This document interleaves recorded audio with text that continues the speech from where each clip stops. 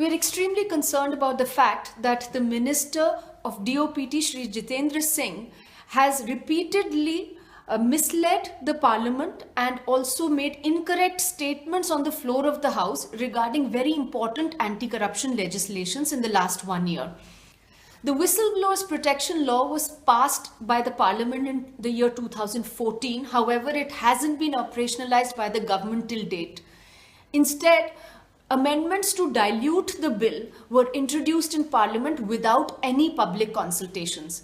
Members of Parliament from across party lines demanded that the bill be referred to a select committee, which was never done.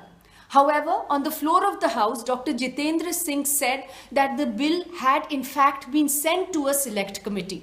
When an RTI application was filed, it became clear that the bill had never been referred to any parliamentary committee ever.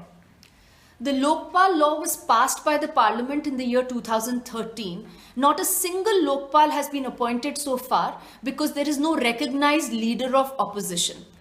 A simple amendment needed to be made to the Lokpal law to provide that instead of a recognized leader of opposition, the leader of the single largest opposition party in Lok Sabha would be on the selection committee to select the Lokpal. Instead, the government introduced an amendment bill to the Lokpal law which severely diluted its asset disclosure provisions. The bill was passed in a great hurry on the assurance of Dr. Jitendra Singh that it will be referred back to a parliamentary standing committee after it was passed. A recent RTI has, however, shown that the act has not been referred to any parliamentary standing committee.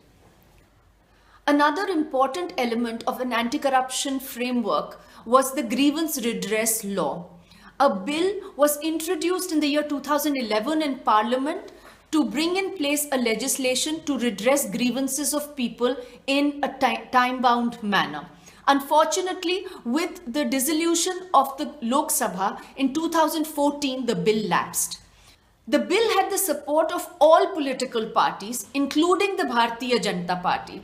There were senior leaders who are currently ministers in the government stated that this was an important legislation that needed to be passed and assured that if they came to power, they would pass this legislation. After coming to power, a letter was written by the Prime Minister's office that it was an immediate thrust area of the government to reintroduce the grievance redress bill in Parliament.